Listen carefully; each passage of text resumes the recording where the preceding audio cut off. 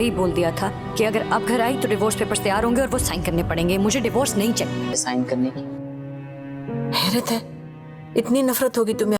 रामसिल कभी मैं कभी तुम के आने वाली एपिसोड में आप देखेंगे कि शर्जीना कहेगी मुस्तफ़ा से कि बस बहुत हो चुका, अब यहाँ तक आ चुकी है बात कि मेरा मज़ीद तुम्हारे साथ रहने का कोई इरादा नहीं है और अब तक तो तुमने मुझे परेशानियाँ और दुख दिए थे, लेकिन अब बात आई है मेरी औलाद पर और अब मैं मज़ीद ये सब कुछ बर्दाश्त नहीं कर सकती, क्योंकि एक माँ सब कुछ बर्दाश्त कर सकती है लेकिन अपनी औलाद को दुख देना बिल्कुल भी बर्दाश्त नहीं कर सकती। जिस पर मुस्तफ़ा कहता है कि बस कर दो यार, मैं मानता हूँ कि मुझसे गलती हुई है, लेकिन एक बात मेरी भी तुम सुन लो कि मैं कभी भी नहीं चाहूँगा कि मेरी औलाद इतने गंदे माहौल में आए। तुम खुद सोचो, एक बाप, एक गैरतमंद इंसान कभी ये चाहेगा कि उसकी औलाद इतनी कामयाबी देखने के बाद इतने गंदे माहौल में जन्म ले? ऐसा सोचा था मैंने, लेकिन तुम्हारी वजह से मुझे ये सब कुछ प्लान को दबा के रखना पड़ा, क्योंकि मैं तुम्हें एक सरप्राइज़ देना चाहता था, लेकिन यहाँ हालात तुम्हारी अपनी तबीयत की वजह से सब ख़राब हो गए और अब तुम कसूरवार मुझे ठहराती हो। प्लीज़ मुझे एक चांस दे दो।